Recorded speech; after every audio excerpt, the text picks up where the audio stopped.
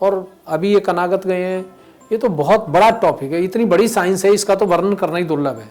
इसमें आपको ये पता लग जाएगा कि मेरे पूर्वज कितने हैं जो एक्सपायर हुए थे, और वो जो जिसको जो चाहिए वो मिल जाए तो भूल जाता है। लेकिन इसमें दो लोग तपस्या ज्यादा करते हैं, एक तो महादुखी और एक महाखोजी, जिसने निश्चय किया कि मुझे मिलना ही मिलना है, मुझे उस संसार की कोई चीज चाहिए ही नहीं, तो वो डायरेक्ट फिर भगवान से मुलाकात। तो भटके हुए थे बहुत ज्यादा, और हम उस लेवल पे थे कि मैं जिंदा नहीं रहना चाहता था। परिस्थिति ऐसी रही थी, और कुछ ऐसी चीजें जिनको मैं किसी से शेयर नहीं कर सकता, मैं भगवान से शेयर कर सकता हूँ। क्योंकि आज के समाज में अगर उन चीज़ों को बताया जाए तो बहुत सारे लोग। हेलो नमस्ते। फाइनली बीटीएस सीरीज का फर्स्ट एपिसोड आ चुका है और मैं काफ़ी ज़्यादा एक्साइटेड हूँ, क्योंकि जो हमारे फर्स्ट गेस्ट है वो है डॉक्टर बंसल सर, जिनसे मैं काफ़ी टाइम से कनेक्ट थी थ्रू सर्च ऑफ टीवी। और मेरे काफ़ी सारे सवाल थे रिलेटेड टू स्पिरिचुअलिटी, और उनके थ्रू मुझे काफ़ी सारे मेरे सवालों के जवाब मिले, बाय गॉड ग्रेस ही कहूँगी। सो या एंड फाइनली वो दिन आ चुका है जिसका मुझे काफ़ी टाइम से इंतज़ार था। और आज की जो कन्वर्सेशन है वो ऑफ कोर्स स्पिरिचुअलिटी के ऊपर ही होने वाली है। सो आई विश कि जैसे मुझे मेरे सवालों के जवाब मिले, वैसे आपको भी इस कन्वर्सेशन के थ्रू आपके सवालों के जवाब मिले। सो या विदाउट डिले लेट्स स्टार्ट। अगर इसमें आपको ये चीज नहीं मिली तो फिर वही 84 लाख में जब नंबर पड़ता है। और हमें इसलिए नॉलेज है कि हमारे परिवार के जितने भी एक्सपायर हुए वो सब से डायरेक्ट बात है, इनडायरेक्ट नहीं डायरेक्ट। एक एग्जांपल देख के समझा सकते हो? एग्जाम्पल ये है कि मैं बहुत हर फन से निकला हूँ। एक बुरा कार्य तो जिंदगी में नहीं किया, कोई अनजाने में हो, बचपन में मैं नहीं कहता। तो एक्सपीरियंस ये कि मैं बहुत परेशान था, स्ट्रगल लाइफ थी हमारी, भगवान के प्रति बहुत ज़्यादा लगन थी, इच्छा भी थी, लेकिन मुलाकात नहीं हुई थी। बहुत मंदिर दुनिया भर में घूमे, तो एक में ऐसी कहीं चले गए, मैंने कहा मुझे भगवान से मिलना। उन्होंने कहा 40 दिन लगेंगे भगवान से मिलने में। वो क्या कि जितना काम हम बताएंगे उतना ही आपको करना पड़ेगा। हमने कहा ठीक डन। उन्होंने इतना काम बता दिया कि हम 4 बजे उठें और रात के 11 बजे ख़त्म हो काम। झाड़ू लगाना, पोछा लगाना, चिड़िया को चुग्गा डालना, भिक्षा मांग के लानी, घर घर गांव में जाके हर घर में भिक्षा मांगनी। और कई डांट भी लगाते थे, कई बुरा भी बोलते थे, गाली भी देते थे, वो भी सुनते थे, क्योंकि उन्होंने कहा था कि तुम्हें अगर एक भी चीज़ छूट गई तो भगवान से मुलाकात नहीं होगी। तो उसमें हम रहे। तो बहुत शॉर्ट में चल रहा हूँ, 35 दिन हो गए। हमने कहा अभी तो मिले नहीं, कि मिल जाएंगे, वो 5 मिनट का काम है। तो 40 दिन हो गए। तो फिर उन्होंने कहा, वो पहले बीच में जान लगे हरिद्वार के मैं जा रहा हूँ यज्ञ में। मैंने कहा नहीं, जाने नहीं दूंगा, मैं साथ चलूँगा, क्योंकि मुझे तो भगवान से मिलना, तुम तो चले जाओगे, यहाँ किसको बात करूँगा मैं। आज 40 दिन होने जा रहे हैं, मेरी हालत ख़राब है। बढ़िया रोटी वो खाते थे, जो जली फूकी बासी रोटी वो मैं खाता था। तो उन्होंने कहा कि एक भी चीज़ ऑब्जेक्शन नहीं करोगे ना छोड़ोगे। हमने कहा ठीक है। तो वहाँ रहे। तो लास्ट वाले दिन वो भी बात खुल गई। उन्होंने कहा जी ऐसे ऐसे बात है। एक आदमी आया, उसने अचानक कहा कि इस पर संकट है, और जब तक वो दूर नहीं होगा तब तक इसका दीपक जलेगा नहीं, सूरज निकलेगा नहीं। वहाँ से आया, हमने कहे तो ऐसी एक लड़की थी, तो उसके पास मैं ऐसी, वहाँ पब्लिक थी, वहाँ गए। तो उसने कहा कि यहाँ एक लड़का खड़ा, जब मेरी शादी नहीं हुई थी, तो उसने कहा, उसको गर्दन नीचे, बहुत सारे पब्लिक खड़ी, मैं भी तमाशा देखने में, ये भी कोई तमाशा है, ढोंग रच रही है, पता नहीं क्या है क्या नहीं, मेरे दिमाग में ऐसी बात होती थी। तो उन्होंने कहा कि यहाँ एक लड़का है, उसको बालाजी जाना पड़ेगा, और सुंदरकांड उसके हाथ में। तो मैं सुंदरकांड रखता था, उसे पढ़ता था डेली 2-3 बार। बता दिया किसी ने तो हम भी करते थे। तो मेरे पास पैसे भी नहीं थे, हम जैसे तैसे करके पहुँच गए। तो वहाँ मुझे बहुत ज़्यादा वो आते थे, परेशानी होती थी, मैं कई घंटे बेहोश हो जाता था, पड़ा रहता था। तो उन्होंने उसको, एक वहाँ लड्डू बंटता है, अगर आप चाहें तो किसी का उतार के खा लेंगे तो वो ठीक हो जाएगा, आप बीमार पड़ जाएंगे। हाँ, वो स्वयंभू है। बालाजी मंदिर भी स्वयंभू है, जैसे निर्मल धाम है ऐसे ही वो स्वयंभू है, लोगों को पता नहीं है। तो वो खा लिया, वो उस पर जो हमारे जो मेरे पे सब चीज़ें थी वो उस पर आ गई और उसके द्वारा स्टेटमेंट होती थी। तो वो बताते थे, जब आते थे, भाई था एक्सपायर हुआ, वो आया, वो उसने कहा भैया मैं तुम्हारा छोटा भाई हूँ, ये है। मैंने कहा कैसे? कि मैं ऐसे ऐसे सर्प योनि में था, तो मैं आपके निकलता था, कभी चारपाई के नीचे, कभी गेट के, मारते थे उसको, वो इतना बड़ा होता था वो, और ऐसे ऐसे है, और मैंने तुमको बचाया है। मैं कई बार ट्रेन के पटरी पे भी बैठ जाता था सुसाइड के लिए, कि मैं जीना नहीं चाहता, सब बेकार है। तो वो बताया उसने कि इस टाइम तुम वहाँ बैठे, इस टाइम वहाँ बैठे। मैंने वहाँ से हटाया, और 2 ही अच्छे थे और बाकी उनमें सब गड़बड़ थे, बाकी नहीं छोड़ना चाहते थे, वो मृत्यु ही चाहते थे मेरी। तो ये सब कार्य खास किसी ने किया था, और नाम नहीं बताना चाहता हूँ। तो उन्होंने फिर टर्न बाय टर्न आए, उसमें हमारी दादी भी थी, और जो बहुत पहले हमने तो देखा नहीं था, एक्सपायर हो गई थी, वो बहुत अच्छी थी। तो उनको जो एक ब्रदर थे उनको मोक्ष मिला जीवन मरण से, और जो दादी थी उसको बेटी का जन्म हुआ किसी उन्होंने बताया। हाँ, सारी बताई। होता क्या है, जैसे अभी हम जा रहे हैं तो आप यहाँ की चीज़ जो देख लेंगे तो किसी को भी बता देंगे कि वहाँ इतने कैमरेमैन थे, ऐसे था वैसे था। ऐसे ही इनकी भी एक महफिल होती है, और वो जो ब्रह्म शक्ति जिनके पास है उनको तो टच नहीं करते हैं, उनसे डरते हैं या इज्जत करते हैं, कुछ भी समझ लीजिए। जैसे कमज़ोर आदमी सबकी इज्जत करता है, लेकिन जो इनबैलेंस होते हैं उनकी बॉडी से ही अपना भोग करते हैं। फिर मिठाई खाने का मन करके मिठाई खा लेंगे, कुछ भी कर लेंगे। अश्लीलता बहुत ज़्यादा करते हैं, ये बहुत ज़्यादा करते हैं, लोगों को नहीं पता। आजकल के जो युवा वर्ग है उसमें ज़्यादा असर है इन लोगों का। तो वो एक आत्म साक्षात्कारी इंसान ही उनको बदल सकता है, उनको उस चीज़ से हटा सकता है। आपने देखा जनरली सिगरेट पीते हैं, लड़की पीती हैं, वो क्या पीते हैं? वो वही लोग पीते हैं जो पीते पीते मर गए, वो उसी शरीर को लेते हैं जो उनकी उस आदत को पूरा करे। तो ऐसे ही ये सब चीज़ें थी। और जो दूसरे लोग थे उनको नहीं, एक आदमी था उसको चीटे का जन्म मिला, मनुष्य जीवन में था, ट्रक चलाता था, वो किसी पे था, उसकी स्टेटमेंट चल रही, हम भी सुन रहे थे, तो उसको चीटी का मिला था। अच्छा, वो बालाजी राजस्थान, हाँ, वहाँ पे एक्चुअली अदालत चलती है, मतलब ये सच है बात? ये सच है, ये झूठ नहीं है। वहाँ के लोग ठीक नहीं है, वो अलग है। देखिए वहाँ जो स्वयंभू है, अदालत जैसे आपकी हाई कोर्ट सुप्रीम कोर्ट है, ऐसे ही परमात्मा की एक अदालत है। ये सब जगह को अलग अलग स्वयंभू को बांटा गया है। आपने देखा कहीं, आपने इधर जाएंगे हिमाचल में तो वहाँ जो ज्वाला जी है वहाँ आग निकलती है, तो उस आग में आप चावल पका लीजिए, पक जाते हैं, और वैसे हाथ लगाओ तो जलेगा नहीं। तो ये क्या है? ये सब डिवाइन वक्त तो है। अगर आप ये पावर आपके पास है तो आपको 5 किलोमीटर दूर से पता लग जाएगा कि ये स्वयंभू है। स्वयंभू का मतलब है शिव तत्व, जो पृथ्वी से स्वयं से निकला है, उसको हम स्वयंभू बोलते हैं। लेकिन प्रैक्टिकल ये है कि स्पिरिचुअल पैथी से आप उसे पहचान सकते हैं, क्योंकि 3 या 4% ही संसार में मंदिर, गुरुद्वारे, चर्च ऐसे हैं जिनमें स्वयंभू ये ब्रह्म शक्ति बहती है, और बाकी 95 में जाने से परेशानी बढ़ती है, घटती नहीं। तो स्पिरिचुअल पैथी ही एक ऐसी चीज़ है, और ये जो मनुष्य जीवन मिला है तो बहुत बहुत ही दुर्लभ है, बहुत ही दुर्लभ है। और इसी के लिए श्री माता जी ने आई हैं, उन्होंने आत्म साक्षात्कार दे करके हमको परमात्मा से मिलाया, संसार में से सब में से निकाल रही हैं, और हम भी इस कार्य को कर रहे हैं। और शायद हो सकता है आप भी करें, क्योंकि आप मीडिया में हैं तो आपको पता है कि अब आगे कैसे करना है। क्योंकि जब हम इस कार्य को आगे बढ़ाते हैं तो हमारे बहुत सारे कार्य ज़िंदगी के ऑटोमेटिक हो जाते हैं, क्योंकि डिवाइन काम करती है। और जब हम इसको नहीं करते हैं तो काम तो हमारे चलते हैं, लेकिन जो हमें मिलना चाहिए वो नहीं मिल पाता है। तो इसलिए स्पिरिचुअल पावर सुप्रीम पावर है। और अभी ये कनागत गए हैं, ये तो बहुत बड़ा टॉपिक है, इतनी बड़ी साइंस है, इसका तो वर्णन करना ही दुर्लभ है। इसमें आपको ये पता लग जाएगा कि मेरे पूर्वज कितने हैं जो एक्सपायर हुए थे, और वो जो मनुष्य योनि में है या भूत योनि में है, अपने आप पता लग जाएगा, और आप उनको मोक्ष भी दे सकते हैं। ये पावर तो वो है कि आप ही मोक्ष दे सकते हैं, पंडित जी नहीं देगा। जो टीका लगा के आता है, कपड़े पहनता है, 50 मंत्र बोलता है, कुछ नहीं कर पाएगा वो।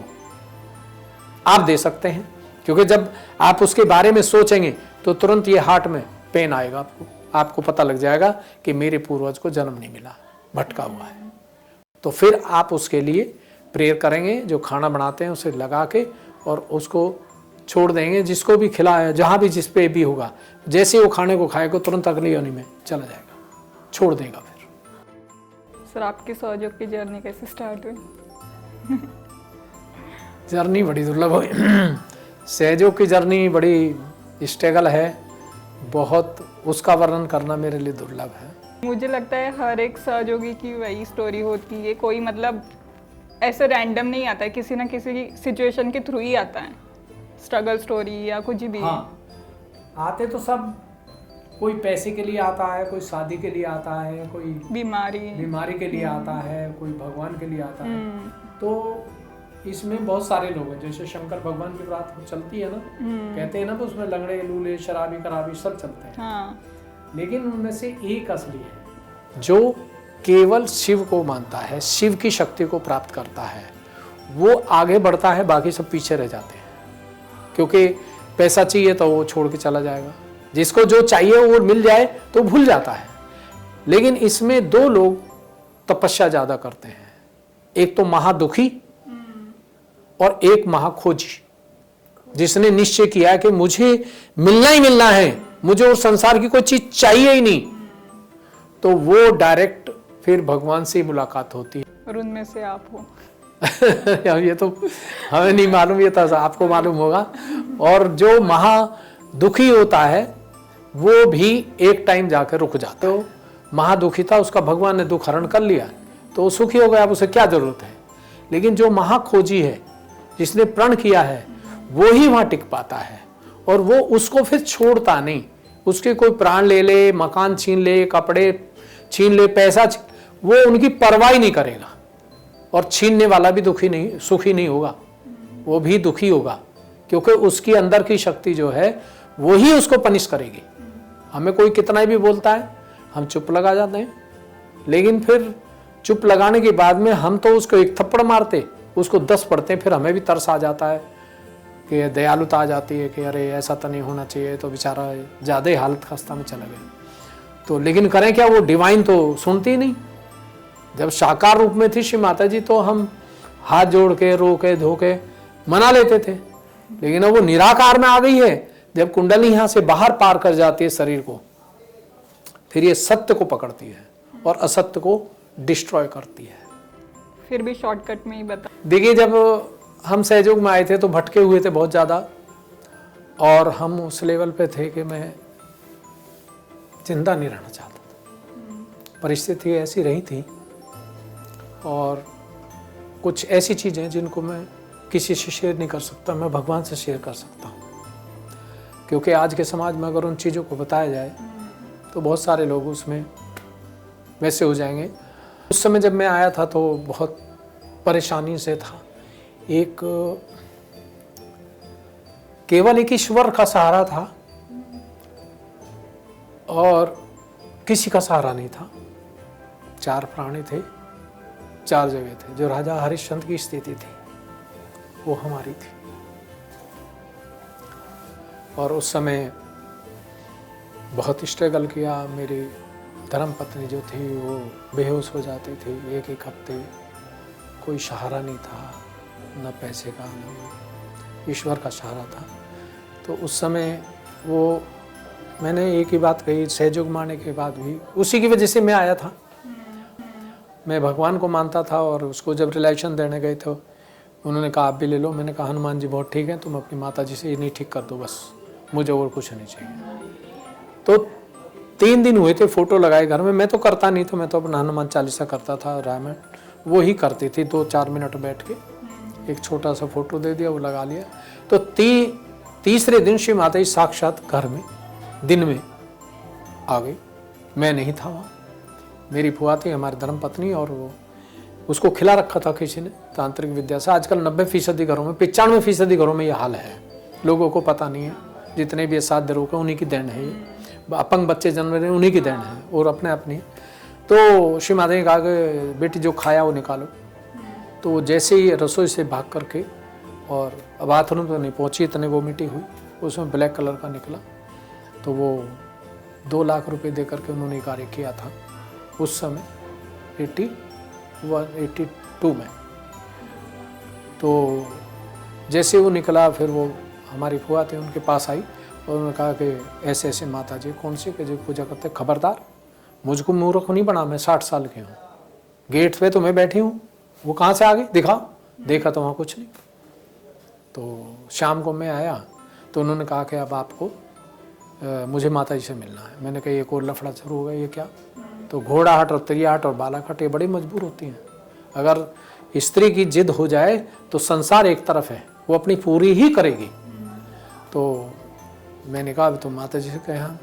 फिर मैंने किसी को फ़ोन किया, उस समय डॉक्टर तलवार लीडर होते थे, नर्सिंग होम था उनका, तो अब तो शायद एक्सपायर हो गए, पता नहीं है नहीं। तो उन्होंने कहा कि माता जी तो लंदन में है। तो मैंने उनको भाई वो तो लंदन में है कि वहीं चलो। और मैंने कहा पैसा कि मकान भेज दो, मतलब जिस मकान में रह रहे हो खैर इसी को भेज दो और चलना है मुझे और मुझे मिलना है। वो अड़ गई पूरी जान से। मैंने कहा बड़ा लफड़ा, क्या करें। खैर जी वो अगले दिन फिर फ़ोन किया तो उन्होंने कहा कि श्री माता जी कल बॉम्बे में ब्राह्मण सभा में आ रही हैं दादर में और वहाँ पूजा होगी। हमने कहा ठीक है। फिर अब मैंने कहा कल आ रही हैं तो बताओ, हम तो ट्रेन से पहुँच भी नहीं सकते, उसमें भी जब 36 घंटे लगते थे। तो उन्होंने किसी ने कहा कि भी वो आप हवाई जहाज़ से चले जाओ। तो हमारे कभी बुजुर्ग नहीं बैठे, हमने सोचा ऊपर से गिर गए तो क्या होगा। तो हमें पता ही नहीं था हवाई जहाज़ क्या भला होती है, हमने तो कभी जीवन में नहीं देखा। तो उन्होंने कहा मैं टिकट मंगाता हूँ, कुछ नहीं होता तो बेकार की बात नहीं कर। हम बैठ के और वहाँ चले गए बॉम्बे। वहाँ पहुँचे, किसी के घर रहे। तो इन्होंने कहा जी कैंडल करना ये करना, वो भी मेरे पीछे पड़ गए कि भैया तुम हमारा घर खाली करो, जाओ कहीं। मेरे दोस्त ही थे, कहने लगे तुम यहाँ क्या छोड़ रहे हो मोमबत्ती जला के। हमने कहा ये तो बड़ा खुशी था। अब हमें तो कुछ आता जाता नहीं था, उन्होंने कहा नहीं घुमा दो, हम भी घुमा देंगे। तो फिर हम वहाँ पहुँचे ब्राह्मण सभा में, श्री माता जी आई तो उन्होंने कहा कि आप सब पूजा होने लगी, ये उधर बैठ गई, मैं इधर बैठ गया। मुझे तो कुछ ABCD भी नहीं पता था और छोटे छोटे बच्चे थे, उनको छोड़ के गए थे हम घर। 2 साल के थे जब, 3 साल के। तो श्री माता जी ने कहा कि पूजा ख़त्म होगी कि यहाँ एक मेरी बेटी दिल्ली से आई हो, उसको बुलाओ। तो जो लोग जिनको जानते थे लीडर वीडर को, उन्हीं को बुलाते थे, कहाँ से दिल्ली से आओ। मैंने कहा ये नहीं है, वो लास्ट में बैठी है। फिर दूसरे को ले गए पकड़ के, मैंने कहा नहीं बिल्कुल अकेली एक ही बैठी है, पिलर के पास है सबसे लास्ट में। तो ये बैठी थी गुस्से में भर। तो ये चली गई। तो पहले जब गई तो किसी ने रोक दिया था, तो ये गुस्से में भर गई थी कि जब इनका नंबर आया तो उसको रोक दिया कि माता जी थके पीछे हटो। तो इन्होंने मेरे से आगे कहा कि यहाँ ये चलता है पैसा माता जी से मिलने का, और मैं मिल के जाऊँगी या मर के जाऊँगी। तो मुझे पूरा खतरा हो गया कि अब तेरी मट्टी ख़राब हो जाएगी। 65 लोगों के देश के लोग हैं। मैंने कहा माता जी देखो मैं तो आपको जानता नहीं हूँ, अगर वास्तव में सच में आप भगवान का अवतार हैं तो मेरी आज इज्जत बचा दो, यहाँ तमाशा ना हो। क्योंकि वो जो दूसरी चीज़ थी ना निगेटिव, वो झापड़ भी लगा देवे। तो मैंने कहा ये घर में कपड़े फाड़ ले, कुछ कर ले, कम से कम यहाँ तो ना हो। तो आप विश्वास नहीं करें, मेरे तो आंसू टप टप थे, मेरा कुर्ता भीग गया था पूरा। फिर मैंने हैंकी लगाया ऐसे, और मुझे पता नहीं दुनिया में क्या हो रहा, बस मैं ये कह रहा भगवान या तो आज बचा दे, नहीं तो यहाँ से मृत्यु दीजिए मुझे, मैं नहीं चाहता जीना। तो क्योंकि तंग आ चुका था। तो उन्होंने श्री माता ने बुलाया, फिर ये मिलने गई। तो इसने कहा कि श्री माता जी कि आप छोटे छोटे बच्चों को छोड़ के घर क्यों आई, मैं तो आपके रसोई में मिली थी परसों। तो इन्होंने कहा माता जी मुझे तुम तांत्रिक लगती हो। फिर अच्छा क्या, हाँ कि बैठ जाए। तो वो जो चीज़ थी वो असर कर रही थी, वही जब भाव देती है सब। तो माँ ने कहा कि सामने बैठ जाओ, ये हाथ मेरी तरफ करो, ये धरती पर रख लो। बस जैसे इन्होंने हाथ इधर करा और ये धरती पे, और कहने लगी मेरी तरफ देखते रहो। तो माँ किसी को प्रसाद दे रही, फूल पत्ती दे रही, ऐसे चल रहा था। तो 10 मिनट बाद माँ ने कहा कि क्या लग रहा है अब आपको। तो इन्हें ऐसे नज़र घुमाई जिधर देखो उधर माता जी आ जाए। तो इन्होंने कहा माता जी इधर देखते हूँ, उधर तुम दिखाई दे रही कि मैं ही मैं हूँ इस संसार में और कुछ नहीं है। ये लो प्रसाद, इसको दिए कि अब कहीं नहीं जाना है, मैं हमेशा साथ रहती हूँ, कहीं नहीं जाना है, ये प्रसाद लो और घर जाना। ये आई मेरे से, कहने लगी मैं माता जी से मिला है। मैंने कहा हो धन्य है प्रभु, आप वास्तव में भगवान का रूप है। मेरी इतनी आवाज़ यहाँ से सुनी। उसके बाद मैंने निश्चय कर लिया कि ये रास्ता लास्ट है, अब इससे लास्ट दूसरा नहीं है। फिर मैंने हनुमान जी की फ़ोटो तो उठाई। मेरे पास 10-10 हज़ार की फ़ोटो थी, शिव जी की, हनुमान जी, संगमरमर की। बहुत शौकीन था। अगर घंटी भी बजा दे कोई रामायण करते हो तो मैं उससे दोस्ती तोड़ दिया। अगर फादर में बजाए, फादर को भी मना कर देगा, कब मत आना है, रिश्ता ख़त्म। वो कहते थे भैया क्यों? मैंने कहा रामायण चल रही, तुमने घंटी कैसे बजा दी? भगवान का काम चल रहा है, तुम उसमें भी दखल देते हो। मेरा तुम्हारा रिश्ता जन्म का था बस। तो ऐसे ही मतलब अड़ियल था। तो धीरे धीरे फिर मैं सहयोग में आया। मुझे 5 साल बाद तो सहयोग का पता लगा। बीच में बड़ा अप डाउन हुआ, काफ़ी स्ट्रगल गुजरी, लेकिन श्री माता जी निकालते निकालते निकालते चली गई। और बाद में 2 बार मेरी मुलाकात हुई थी श्री माता जी से। उसके बाद मैं बहुत संतुष्ट हो गया, बहुत ही संतुष्ट हो गया। मतलब मेरा कभी भागने को मन नहीं करता था कि यहाँ जाओ, माता जी वहाँ बैठी हैं, यहाँ बैठी हैं, एकदम कहीं भी है वो मैं मुझे वहीं शुरू हो जाता था। मैंने कहा आप तो अंतर्यामी हो, यहीं दे दो, वहाँ तो लाइन में आ ही नहीं पाऊँगा मैं आपके पास तक। तो वहीं होता था। और फिर एक दिन माँ ने कहा कि जो मेरे पास है वो बहुत दूर है मेरे से, और जो मेरे नज़दीक है वो बहुत दूर है, और जो दूर हैं, मेरे से दूर बैठे हुए हैं, उनके वो मेरे नज़दीक है। तो ये सेंटेंस मेरे 24 घंटे अभी भी गूंजता है। और उन्होंने एक बात कही थी कि तुम्हारी माँ सच बोलती है। तो हम भी पूरी कोशिश करते हैं सच बोलें, लेकिन कभी कभी सहयोग के काम के लिए झूठ बोलता हूँ। लेकिन वो भगवान से कह देता हूँ कि तुम्हारा ही तो काम है, ये तो कृष्ण भगवान ने भी किया, ऐसी खेली थी, तो ऐसी मैं भी कभी कभी डिप्लोमेसी खेलता हूँ, लेकिन किसी को बताता नहीं उस समय। तो आज अगर किसी इस जगह पे हूँ, आज संसार के लिए ज़िंदा हूँ, मुझे अपने लिए कुछ भी नहीं चाहिए, जो है बहुत है। संसार के जितने सुख थे वो जीरो से अब वो सब सुख है, लेकिन उनमें भी मैं नहीं रहना चाहता। वो भी मेरे लिए अब सब नकली नजर आते हैं कि असली सुख यहाँ मिला है करके। उनमें तो रोज तुक्का फजीता ही रहता था, कितना ही पैसा कमाया तब भी परेशानी, फायदा क्या हुआ। तो आज स्पिरिचुअल पैथी का जमाना है, और अब दूसरी चीजें, भौतिकवाद, ये प्रॉपर्टी, ये पैसा, ये काम नहीं आएगा। आप देख लेना, और काम आया भी नहीं। पहले ट्रायल में देख लिया कोरोना के टाइम पे, कुछ काम नहीं आया। अब आने वाले टाइम में जिस घर में एक उच्च कोटि का चरित्रवान इंसान है और ईमानदार है, वो भी एक सहयोगी है और एक आत्म साक्षात्कारी है। चाहे उसको ये मिला या नहीं मिला, लेकिन अगर उसने पानी भी पी लिया किसी के यहाँ से, या कहीं स्वयंभू से, या आश्रम से, तो उसको ये चीज़ मिल जाएगी। अब इतना तेज शुरू हो चुका है कार्य, क्योंकि जो पृथ्वी पे हम हाथ रखते हैं, ये पैरों से चलते हैं, तो ये पृथ्वी की लहरें आप समझते हैं कहाँ से कहाँ पहुँचती हैं, अंदर से। तो ये पूरी पृथ्वी सहयोगी के चलने से और उसको हाथ लगाने से, अगर पानी भी ऐसे आप हाथ घोल के ऐसे घुमा के दे दें, पिला दें किसी को, आप देखिए उसी से बीमारी लोगों की ठीक हो रही है, पागलपन ठीक हो रहा है। अब इससे बड़ी तो दुनिया में कोई चीज़ होगी नहीं, और मुझे तो नहीं लगता। तो मेरी जो लाइफ आपने पूछी है, ये बड़ी एक अजनबी है, लेकिन आज सब कुछ ही अच्छा है, और मुझे कुछ चाहिए नहीं। और जितने भी सहयोगी उनसे मैं खुद मिल चुकी हूँ, उनका वही है, मकसद ही वही था कि भगवान से मिलना है, और वही लोग जुड़ रहे हैं सहयोग से। ऐसा नहीं कि मतलब जैसे मेरी फैमिली में है इस वजह से मैं हूँ, फैमिली के थ्रू कुछ लोग आ रहे हैं, तो कुछ लोग अपनी जर्नी के थ्रू भगवान सीकर से, मोस्टली सीकर से सहयोग में। बहुत सारे लोग हैं अभी जो सहयोग में नहीं आए हैं, और शायद आपको नहीं मालूम है, मैं एक एक्सपीरियंस आपको सुनाता हूँ। श्री माता जी का लोग तो नहीं बताएंगे कि एक बार ईरान और इराक का युद्ध हो रहा था, तो श्री माता जी साक्षात थी, और दुर्गा पूजा हो रही थी शायद वहाँ, या गणेश पूजा, ऐसे कोई पूजा हो रही थी। तो श्री माता जी कभी कभी उस पूजा में 10-10 मिनट तक टॉक बंद कर देती थी। किसी भी पूजा में टॉक बंद नहीं हुई आज तक, उसी पूजा में केवल टॉक बंद होती थी। तो आप फॉरेनर्स देखें को ओपन माइंड होते हैं, हमारे इंडियन के तो थोड़े ऐसे होते हैं, वो जो उनके मन में आ जाते हैं पूछ लेते हैं तुरंत।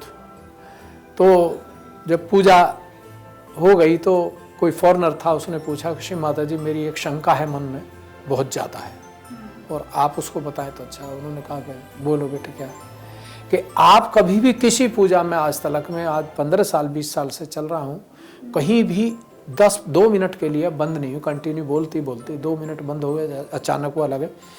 तो आज आप 10-10 मिनट 15-15 मिनट बीच में बंद हो जाती थी, ऐसा क्यों था? तो श्री माता ने कहा कि बेटे मुझे जवाब देना पड़ेगा क्योंकि मैं आदिशक्ति हूँ। तो उन्होंने कहा कि जो पूजा चल रही थी उस दौरान में जो युद्ध चल रहा है वहाँ पे मेरे 2 बच्चे युद्ध में लड़ रहे हैं। जब अटैक उनकी तरफ आता था तो उस अटैक को बचाने के लिए मैं वहाँ पहुँचती थी और उसको डाइवर्ट करती थी।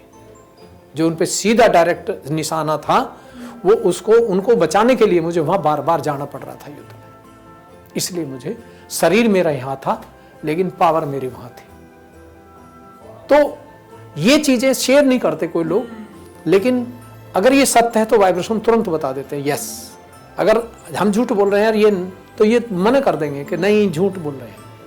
तो उस समय वो जब हमने चीज़ सुनी थी और जब हमने ये देखा तो हमने कहा फिर अब संसार में है क्या, फिर तो इसी के अधीन हो जाओ भाई। एक माँ बाप अगर अच्छे हैं और हमारा काम ही नहीं चल रहा है तो शादी के बाद भी अगर अलग हो गए तो फिर मिल जाओ जाके। माँ बाप तो माँ बाप ही हैं। तो जब ये आदि शक्ति है तो फिर अब क्या करेंगे दुनिया का। तो वो दिन दूर नहीं कि संसार बहुत जल्दी सतयुग में कन्वर्ट हो जाएगा और पूरी दुनिया क्या, और बच्चों में बहुत अच्छे संस्कार आएंगे। कोई भी चीज आप टच करेंगे उसमें आपके गुण दिखाई देंगे। इसीलिए आज हाथ से लिखते हैं तो लेखक के गुण आ जाते हैं। अगर कोई लकड़ी का कोई भी काम कराते हैं तो उसके गुण अवगुण उसमें आ जाते हैं। एक बार हम श्री माता जी का सिंहासन बनवाने चले गए, एक एक्सपीरियंस बता रहा हूँ। तो हमने कहा उनके सिंहासन बनवा के लाते। कीर्ति नगर में बहुत बड़ी मार्केट है दिल्ली में। तो हम गए, हम ढूंढने लगे, 4-5 लोग थे। तो हमने कहा भाई ऐसे ऐसे सिंहासन बनवाना। उन्होंने कहा जी बन जाएगा।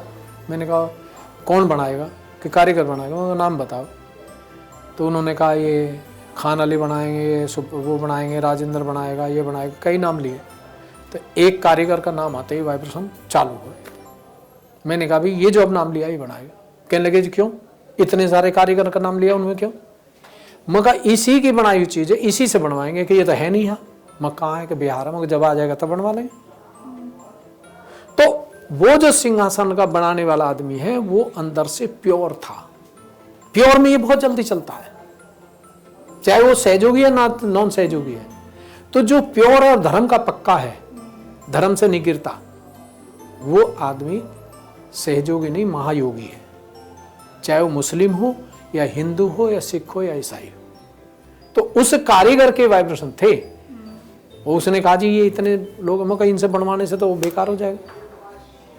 जहां हम रखेंगे वो फायदा नहीं होगा उससे, तो फायदा क्या। इसीलिए ये कपड़े में भी बोलता है। साड़ी हाथ में लोगे तुरंत बता देगा ये साड़ी का बनाने वाला कैसा है। बताइए कोई संसार का कोई भी एस्ट्रोलॉजर बुला लीजिए, अगर इस चीज को वो चेक कर दे तो पूरे विश्व को बुला लीजिए, कोई नहीं कर सकता। लेकिन हम 2 मिनट में बता दें। एक बार हम माँ की पूजा के लिए साड़ी लेने गए थे, बहुत सारी दिखाई उन्हें 20-25। उनमें से एक में वाइब्रेशन आई। मैंने कहा भी इससे दे दो। कहने लगे जी इतनी बढ़िया दिखाई, इससे सस्ती भी दिखाई वो, मगर ये बनाने वाला अलग है। अब जो इस साड़ी को पहनेगा उसकी आधी तकलीफ दूर हो जाएगी। तो इसलिए मंदिर मस्जिद गुरुद्वारा हर एक इंसान को नहीं बनाना चाहिए, न बनवाना चाहिए। जो ईमान का धर्म का पक्का है, जो सत्य धर्म को स्वीकार करता है, आप उससे कोई भी चीज बनवाइए वो पॉजिटिव होगी, नहीं तो निगेटिव है ज्यादातर। तो लोगों को स्पिरिचुअलिटी के बारे में प्रैक्टिकल नॉलेज नहीं है, थ्योरी की नॉलेज है, इसलिए है।